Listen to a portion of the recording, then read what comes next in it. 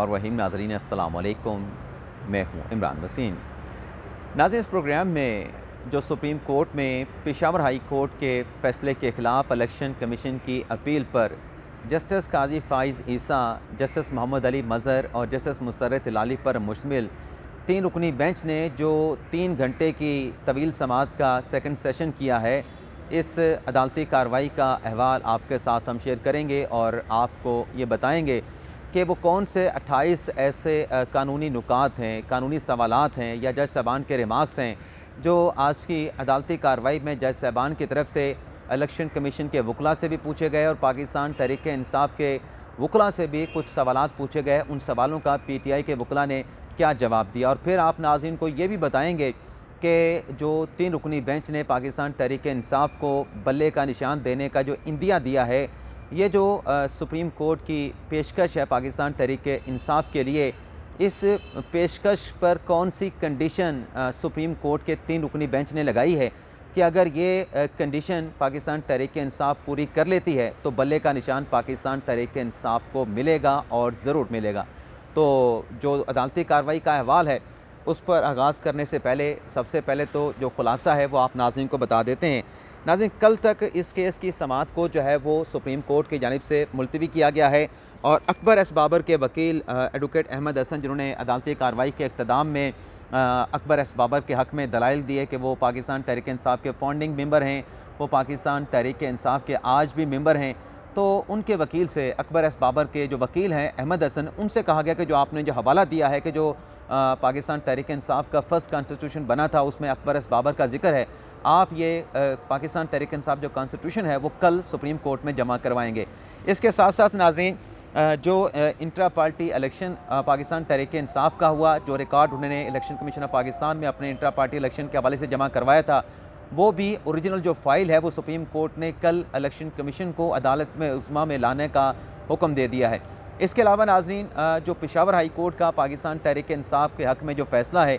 जिसमें election commission के फ़ैसले को गैर कानूनी गैर आइनी करार दिया गया था, तो जो कोर्ट असिस्टेंट हैं सुप्रीम कोर्ट की, उनसे कहा गया है, रजिस्ट्रार सुप्रीम कोर्ट से कहा गया कि आप पेशावर हाई कोर्ट से रब्ता करें और उनसे पूछें कि अगर मुख्तसर फ़ैसले के बाद 2 रुकनी बेंच ने कोई तफसीली फ़ैसला भी दिया है तो उसकी नकल फराहम की जाए। और साथ में ये भी कहा गया है कि अगर फ़ैसला नहीं तफसीली जारी किया गया तो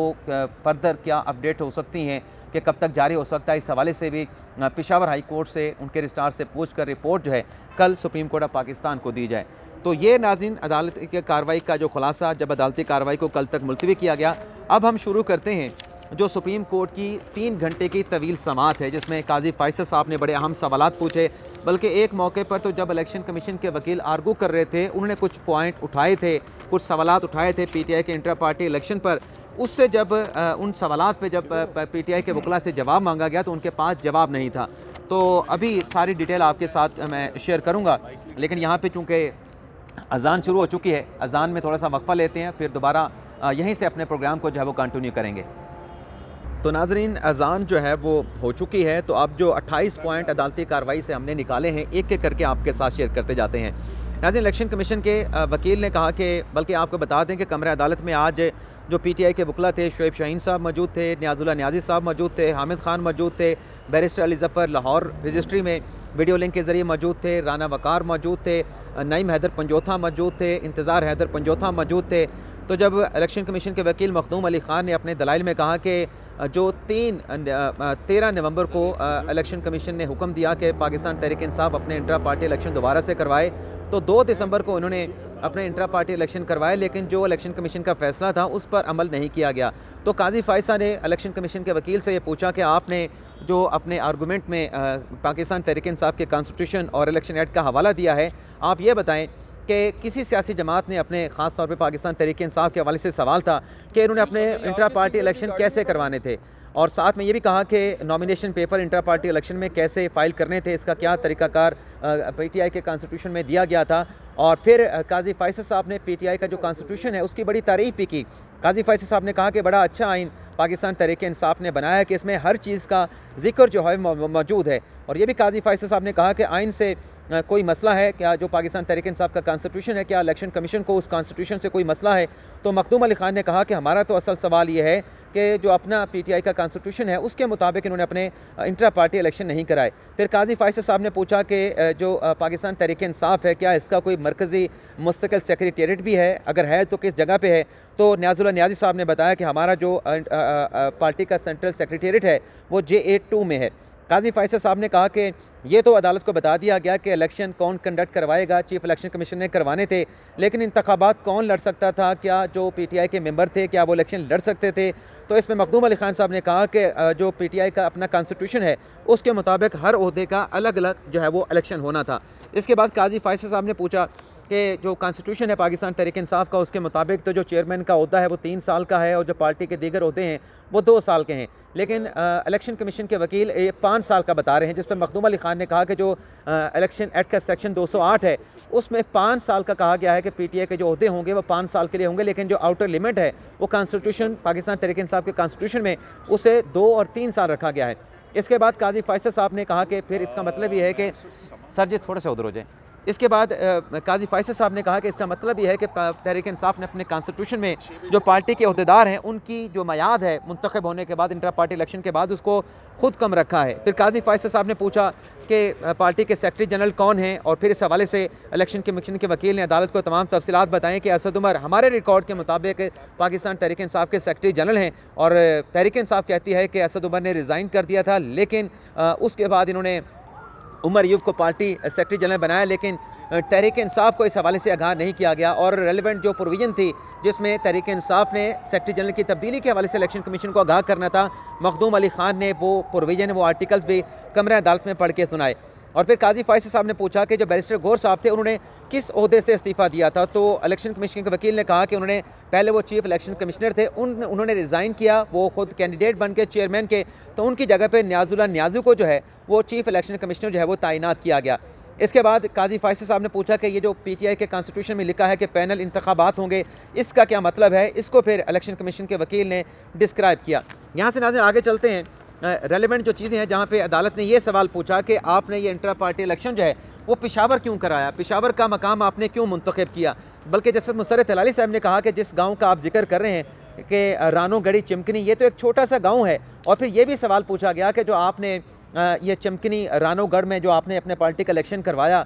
क्या आपने कोई ऐसा नोटिफिकेशन जारी किया था। आप खुद बता रहे हैं कि आपके पार्टी के 8,39,000 मेंबर हैं, वोटर हैं, तो उनको कैसे पता चला कि आप पेशावर किस मकाम पर जो है अपना इंटर पार्टी इलेक्शन करवा रहे हैं। तो ये डॉक्यूमेंट जब पूछा गया PTI के वकला से, इसका जवाब भी नहीं दे सके और ऐसा कोई डॉक्यूमेंट्स भी प्रोड्यूस नहीं कर सके जिसमें ये लिखा हो। पेशावर का जिक्र तो था, लेकिन पेशावर की किस जगह पर इंटर पार्टी इलेक्शन हो रहे हैं इसका जिक्र किसी जगह पे नहीं था, कोई डॉक्यूमेंट्स नहीं था, और PTI के वकला के पास इसका जवाब भी नहीं था। न्याजुल्लाह न्याजी साहब ने कहा कि हमारे पास वीडियोस मौजूद हैं कि उसमें बड़ी तादाद में लोग आए हैं, उन्हें वोट डाला है। तो काजी फैसल साहब ने कहा कि वीडियो की बात ना करें, आप अदालत में कानून की बात करें, हम कानून की बात पूछते हैं, आप वीडियो का जिक्र करना शुरू कर देते हैं। वीडियो की बात करें तो बाहर मीडिया मौजूद है, आप वहाँ पर जाके बात कर सकते हैं। इसके बाद नाज़रीन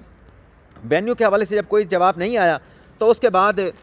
अगला जो नाज़रीन नुक्ता अदालत के सामने उठाया गया वो जस्टिस मोहम्मद अली मजहर साहब ने वही रुकनीत पूछी कि आपके पार्टी की कितनी मेंबरशिप है। तो बैरिस्टर गौहर ने कहा कि 8,39,000 में हमारे मेंबर हैं। तो मोहम्मद अली मजहर साहब ने कहा कि फिर जो 8,39,000 लोगों ने वोट कास्ट करना था, आके अपना राइट टू वोट को एक्सरसाइज करना था, उनको कैसे पता चलना था कि आप पेशावर में कहाँ पे इलेक्शन करवा रहे थे। अच्छा, PTI के वकला की जानिब से ये भी कहा गया कि हमें कुछ सिक्योरिटी कंसर्न थे, हमें पंजाब में ख़तरा था, इस्लामाबाद में ख़तरा था, तो हम इसलिए पेशावर में चले गए थे। लेकिन इलेक्शन कमीशन के वकील ने यह कहा कि देखें, अगर इनको ख़तरा था तो इन्होंने हमें ख़त लिखा था कि सिक्योरिटी प्रोवाइड की जाए, लेकिन जब हमने इनके ख़त का जवाब दिया कि हमें वेन्यू बताएं कि आपको सिक्योरिटी कहाँ पे मिलनी चाहिए, कहाँ पे आपको सिक्योरिटी चाहिए, इस ख़त का पाकिस्तान तहरीक-ए-इंसाफ ने हमें किसी किस्म का जो है वो जवाब नहीं दिया। और फिर काजी फैसल साहब ने पूछा कि पाकिस्तान तहरीक-ए-इंसाफ के आखिरी जो इंटर पार्टी इलेक्शन थे वो कब हुए थे। तो मखदूम अली खान ने जवाब दिया कि 19 जून 2017 को हुए थे, लेकिन न्याजुल्लाह न्याजी ने कहा कि नहीं, 8 जून 2022 को हमने अपने आखिरी इलेक्शन करवाया था, जिस पर मखदूम अली खान ने कहा कि आखिरी इलेक्शन इन्होंने जब कराया था 2022 में 8 जून 2022 को, उसे पाकिस्तान तहरीक-ए-इंसाफ ने सेटिसाइड कर दिया था, वो सेटिस्फैक्ट्री इंटर पार्टी इलेक्शन नहीं था। और फिर उस इलेक्शन के हवाले से जो 2022 जून में पाकिस्तान तहरीक इंसाफ ने करवाया था, उसमें मखदूम अली खान साहब ने ये लिखा कि इलेक्शन कमीशन ने पढ़ा कि इलेक्शन कमीशन ने लिखा था कि अगर intra party election Pakistan Tehreek Insaf ने अपने कॉन्स्टिट्यूशन के मुताबिक और इलेक्शन एक्ट के मुताबिक ना करवाया तो उसे संगीन कॉन्सिक्वेंसेस, जिसमें सेक्शन 215 इलेक्शन एक्ट का हवाला दिया गया है कि पार्टी से जो बल्ले का निशान है वो वापस लिया जा सकता है। और फिर नाज़रीन, काजी फायसद साहब ने ये पूछा कि ये जो 22 जून के इलेक्शन के हवाले से, इंट्रा पार्टी इलेक्शन के हवाले से इलेक्शन कमीशन का फैसला था, क्या इसको किसी जगह पे चैलेंज किया गया? तो इलेक्शन कमीशन के वकील ने कहा कि इस इलेक्शन को पाकिस्तान तहरीक इंसाफ ने लाहौर हाई कोर्ट में चैलेंज किया था, लेकिन साथ ही जो फैसला था इलेक्शन कमीशन का दोबारा इंट्रा पार्टी इलेक्शन करवाने का, उस फैसले को भी एडमिट कर लिया गया। तो इस पे काजी फायसद साहब ने कहा कि जब आपने हामिद खान साहब से पूछा कि जब आपने इलेक्शन कमीशन का वो फैसला जिसमें आपका 2022 का इलेक्शन उड़ा दिया गया था, आपने वो फैसला मान लिया, आपने अपना इंटर पार्टी इलेक्शन करवा दिया, तो फिर तो हाई कोर्ट में आपकी दरख्वास्तें गैर मौसर हो गई थी। आपके वकील ने हाई कोर्ट में कहा कि नहीं, ये एक लाइव इशू है और आपने उन दरख्वास्तों को पेंडिंग करवा दिया। तो जब ये मामला लाहौर हाई कोर्ट में पेंडिंग था तो फिर उसके बाद सवाल ये पैदा होता है, तो फिर आप पेशावर हाई कोर्ट में कैसे चले गए? तो इस पर भी कोई सेटिस्फैक्ट्री जवाब जो है वो पीटीआई के वकला अदालत को नहीं दे पाए। हामिद खान साहब ने कहा कि इसके ऊपर हम कल जितनी भी अदालत के जवाबात हैं इसके ऊपर हम जवाब देंगे, लेकिन इतना ज़रूर कहा बैरिस्टर गौर ने कि इमरान खान साहब की जो नाअहली का मामला था, जो पार्टी चेयरमैनशिप से उनको हटाने का मामला था, वो केस भी लाहौर हाई कोर्ट में था, 5 रुकनी बेंच उस पर तश्कील दिया गया था। तो ये जो केस था इंट्रा पार्टी इलेक्शन 2022 के हवाले से, इस पर जब हमने अपील दायर की तो इसको हमने उसके साथ फिक्स करवा दिया था। तो बैरिस्टर गौर ने यह भी कहा कि हम पेशावर हाई कोर्ट में फोरम शॉपिंग करने के लिए नहीं गए थे, जिस पर काजी फायसद साहब ने कहा कि ये अल्फाज मैंने इस्तेमाल नहीं किया, आपने खुद इस्तेमाल किए हैं कि पेशावर हाई कोर्ट में आप फोरम शॉपिंग करने के लिए नहीं गए थे। लेकिन सवाल फिर ये रहेगा कि जब आप एक हाई कोर्ट में गए थे तो फिर दूसरे हाई कोर्ट में तो आपके जो जाने का जो राइट था वो तो ख़त्म हो गया था, आप उसमें कैसे चले गए? मोहम्मद अली मजहर साहब ने कहा कि वकील ने अदालत में एतराफ़ किया है कि जो पटिशन हमने लाहौर हाई कोर्ट में दायर की थी वो गैर मौसर हो गई थी, लेकिन आपके वकला के मौक़िफ़ में जो सुप्रीम कोर्ट में आप बता रहे हैं उसमें तज़ाद मौजूद है। आप यहाँ पे कह रहे हैं कि पटिशन गैर मौसर हो गए लाहौर हाई कोर्ट में, जबकि लाहौर हाई कोर्ट का जो ऑर्डर है वो ये डिपिक्ट करता है, उसमें ये लिखा गया है कि आपके वकला ने लाहौर हाई कोर्ट से कहा कि ये लाइव इशू है। आपने वहाँ पर नहीं कहा कि ये मामला गैर मौसर हो चुका है। तो काजी फायसद साहब ने कहा कि जब आपका मामला गैर मौसर हो गया था तो फिर आपने लाहौर हाई कोर्ट में उसे ज़िंदा क्यों रखा और पेशावर हाई कोर्ट में कैसे चले गए? हामिद खान साहब ने कहा,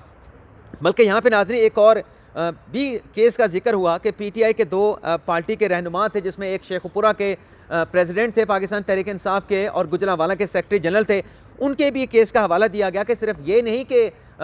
हाई कोर्ट में गए थे, बल्कि इनके पार्टी के 2 लोग जो हैं वो भी अलग से पटिशन लेके गए थे, जिसमें एक आफ्ताब काहलू साहब थे और एक और नाम थे, मैं नाम नाज़रीन अभी निकाल के आपकी खिदमत में पेश करूँगा, जिसमें कहा गया कि ये जो 2 लोग वहाँ पे गए, इस पर जो सिंगल बेंच ने फैसला दिया था, तो सिंगल बेंच ने वाज़े तौर पे लिखा कि इलेक्शन कमीशन के फैसले के खिलाफ तो हाई कोर्ट रिलीफ नहीं दे सकती, और उसमें यह भी लिखा गया कि अगर रिलीफ चाहिए इलेक्शन कमीशन के फैसले के खिलाफ तो जो मुतल्लिका आर्टिकल्स हैं आप उनको चैलेंज करेंगे, उनकी वायरीज़ को चैलेंज करेंगे। तो इस पर भी फिर इलेक्शन कमीशन के वकील ने मखदूम अली खान साहब ने अदालत को बताया कि यहाँ पे जो फैसला दिया इस जो सदर थे शेखपुरा के पीटीआई के और जो साबिक सेक्रेटरी जनरल थे गुजरांवाला के, उन पर जो सिंगल बेंच ने फैसला दिया उस पर फिर ये इंट्रा कोर्ट अपील में चले गए। इंट्रा कोर्ट अपील में भी वो फैसला जो है बरकरार रहा। तो काजी फायसद साहब ने कहा कि ये जो लाहौर हाई कोर्ट का फैसला जो कि पाकिस्तान तहरीक इंसाफ के हक़ में आया है, तो ये तो एक तसादम हो गया है। तो लाहौर हाई कोर्ट का फैसला ये तो सबको मुतासर करेगा, तमाम सियासी जमातों को मुतासर करेगा। क्या ये फैसला पाकिस्तान तहरीक इंसाफ ने सुप्रीम कोर्ट में चैलेंज किया है? तो इस पर भी नाम जवाब आया। तो फिर मखदूम अली खान साहब ने ये भी अदालत को बताया, जब अदालत ने उनसे पूछा, क्योंकि काजी फायसद साहब ने कहा था कि क्या ये जो लिटिगेशन चल रही है पीटीआई के इंट्रा पार्टी इलेक्शन के हवाले से, क्या ये तवील लिटिगेशन है? जिस पर मखदूम अली खान ने कहा कि पहला नोटिस जो हमने पाकिस्तान तहरीक इंसाफ को इंट्रा पार्टी इलेक्शन करवाने पे ना दिया था वो हमने 24 मई 2021 को दिया था। और काजी फायसद साहब ने कहा फिर तो आपका पुराना मसला पाकिस्तान तहरीक इंसाफ के साथ चल रहा है। तो मखदूम अली खान ने कहा कि जब हमने पहला नोटिस 2021 को मई में दिया था तो 1 साल का वक्त पाकिस्तान तहरीक इंसाफ ने हमारे लेटर के ऊपर हमसे मांगा था कि इंट्रा पार्टी इलेक्शन करवाने के लिए कोविड वजह बना तो हमें 1 साल का वक्त दिया जाए। तो हमने इन्हें 1 साल का वक्त दिया था इंट्रा पार्टी इलेक्शन के लिए, जिस पर काजी फायसद साहब ने कहा कि ये तो आपने बहुत बड़ा रिलीफ दिया। और फिर काजी फायसद साहब ने यह भी कहा कि ये बड़ी अहम बात है कि ये मतलब हम एटीट्यूड पाकिस्तान अपना जो इलेक्शन कमीशन का वो चेक कर रहे थे कि कहीं जो ये चीज़ें चल रही हैं इलेक्शन कमीशन की पाकिस्तान तहरीक इंसाफ के साथ, ये कोई मतलब जो तासुर था, मतलब मैं अपने जो मेरा तासुर था कि काजी फैसल साहब ये क्लियर करना चाह रहे थे कि गालिबन कोई इलेक्शन कमीशन कोई बदला कोई रिवेंज तो नहीं ले रहा। तो काजी फैसल साहब ने कहा कि ये मामला जब सरकार थी पाकिस्तान तहरीक इंसाफ की इंटर पार्टी इलेक्शन का, तब से ये इशू इलेक्शन कमीशन ने टेकअप किया हुआ है। मखदूम अली खान साहब ने कहा कि किसी किस्म की कोई मुखालफत नहीं थी और निशान हमने इन्हें 2021 में भी कह दिया था कि अगर आप इंटर पार्टी इलेक्शन नहीं कराएंगे तो आपसे बल्ले का निशान वापस ले लिया जाएगा, और हमारी इस ऑब्जर्वेशन को तहरीक इंसाफ की तरफ से किसी फोरम पर जो है वो चैलेंज नहीं किया गया। काजी फैसल साहब ने मखदूम अली खान से कहा कि आपने ये सवाल उठाया है कि एक तो इलेक्शन कमीशन का मुकम्मल तौर पर अख्तियार था, दूसरा इन्होंने बिला मुकाबला तमाम लोगों को मुंतखब करा लिया, आपका ये आर्गूमेंट भी है, दूसरा ये है कि ये पेशावर हाई कोर्ट चले गए, तीसरा ये है कि कितने लोग मौजूद थे जब ये इलेक्शन हुआ था और नॉमिनेशन पेपर कितने आए थे, इसके अलावा आपका क्या आर्गूमेंट है। तो मखदूम अली खान साहब ने कहा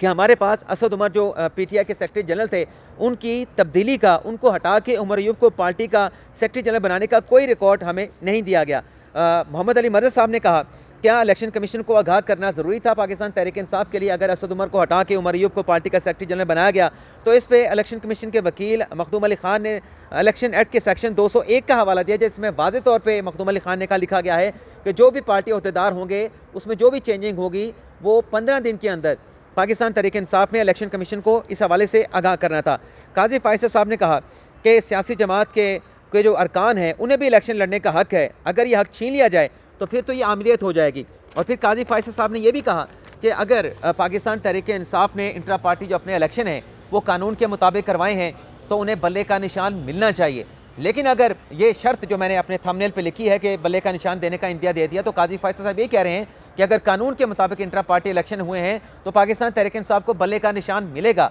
लेकिन अगर कानून के मुताबिक ये इलेक्शन पाकिस्तान तहरीक इंसाफ ने नहीं कराया तो फिर इसके जो पीनल कॉन्सिक्वेंसेज हैं वो भी पाकिस्तान तहरीक इंसाफ को फेस करना पड़ेंगे। काजी फैसल साहब ने कहा कि ये बड़ा अहम नुकता उठाया गया है कि ये जो लिटिगेशन इंटर पार्टी इलेक्शन के हवाले से मुख्तलिफ अदालतों में चल रही है, ये उस वक्त से है जब पाकिस्तान तहरीक इंसाफ बरसरे इक़्तिदार थी। मखदूम अली खान ने कहा कि सिर्फ हमने पाकिस्तान तहरीक इंसाफ के खिलाफ एक्शन नहीं लिया, बल्कि 13 सियासी जमातों को इसी नुकते के ऊपर इलेक्शन कमीशन ने इंटर पार्टी इलेक्शन ना करवाने पर डी लिस्ट कर दिया। मोहम्मद अली मज़हर ने कहा, बाकी सियासी जमातों के हवाले से पूछा कि वहाँ पर भी इलेक्शन होता है या बाकी सियासी जमातों में भी बिला मुकाबला इंतखाबात होते हैं। तो इसमें मखदूम अली खान ने कहा कि मैं इस हवाले से हदायत लेकर इलेक्शन कमीशन से पूछ के अदालत को आगाह करूँगा। इसके बाद नाज़रीन काजी फैसल साहब ने कहा कि बुनियादी चीज़ जो है वो जमहूरियत है, मुल्क में जमहूरियत होनी चाहिए, लेकिन सियासी जमातों में भी जमहूरियत होनी चाहिए। और फिर एक और नुकता उठा जो एक और अहम पॉइंट है कि काजी फैसल साहब ने कहा कि जो पेशावर हाई कोर्ट का फैसला है उसमें तो जो पीटीआई के इंट्रा पार्टी इलेक्शन हैं कि वो साफ शफाफ नहीं थे। इस हवाले से तो पेशावर हाई कोर्ट ने कोई डिक्लेरेशन नहीं दिया। पहले तो पेशावर हाई कोर्ट को मुख्तसर फैसले में ये कहना चाहिए था कि जो पीटीआई के इंट्रा पार्टी इलेक्शन हुए हैं, पेशावर हाई कोर्ट अपने मुख्तसर हुक्म में लिखती कि ये पीटीआई का इंट्रा पार्टी इलेक्शन कानून के मुताबिक हुआ है, साफ शफाफ हुआ है, उसके बाद फिर इलेक्शन कमीशन के फैसले को गैर आइनी गैर कानूनी करार देती। लेकिन यहाँ पर तो सिर्फ पेशावर हाई कोर्ट ने यह किया कि इलेक्शन कमीशन के फैसले को गैर आइनी गैर कानूनी करार दे दिया और उसके कॉन्सिक्वेंस में ये बल्ले का निशान इनका बहाल हुआ। तो डिक्लेरेशन तो मौजूद ही नहीं है, डिक्लेरेशन इन्होंने मांगा था लेकिन डिक्लेरेशन तो पेशावर हाई कोर्ट ने इनको दिया नहीं। यहाँ पे नाज़रीन जो मखदूम अली खान थे उनके दलाइल मुकम्मल हुए और फिर अकबर एस बाबर के वकील ने अपने दलाइल का आगाज़ किया और उनसे अदालत ने पूछा फॉरेन फंडिंग के सवालात काजी फैसल साहब ने पूछे, जिस पे अहमद हसन साहब ने कहा कि ये 2014 से पीटीआई के फॉरेन फंडिंग का मामला इलेक्शन कमीशन में चल रहा है। तो काजी फैसल साहब ने इस पर हैरानगी का इजहार किया कि 9 साल से एक पार्टी का फॉरेन फंडिंग का केस चल रहा है, क्यों 9 साल से चल रहा है, जिस पर इलेक्शन कमीशन के डीजी ने बताया कि दरअसल ये मल्टीपल लिटिगेशन होती है, हम कोई फैसला करते हैं उसको ये लाहौर हाई कोर्ट में, कभी इस्लामाबाद हाई कोर्ट में, कभी किसी और हाई कोर्ट में चैलेंज कर देते हैं। तो काजी फैसल साहब ने कहा कि पीटीआई को बल्ले का निशान मिलना चाहिए, लेकिन अगर कानून के मुताबिक ये इंट्रा पार्टी इलेक्शन नहीं हुआ तो फिर इसके कॉन्सिक्वेंसेस भी पाकिस्तान तहरीक इंसाफ को फेस करना पड़ेंगे। तो ये नाज़रीन आज की अदालती कार्रवाई का अहवाल जो सुप्रीम कोर्ट में हुई है। और अब नेक्स्ट व्लॉग हमारा कल सुबह होगा जिसमें कुछ बड़ी ख़बरें हैं, बड़े यूँ कहने के वो मैंने एक ट्वीट भी किया था कि सब फड़े जाएंगे, तो ये क्या मामला है, ये कल 7 बजे के व्लॉग में आपके साथ इसकी तफसीलात और कुछ और भी डिटेल्स हैं वो भी आपके साथ हम शेयर करेंगे। इजाज़त चाहते हैं नाज़रीन, अल्लाह हाफ़िज़।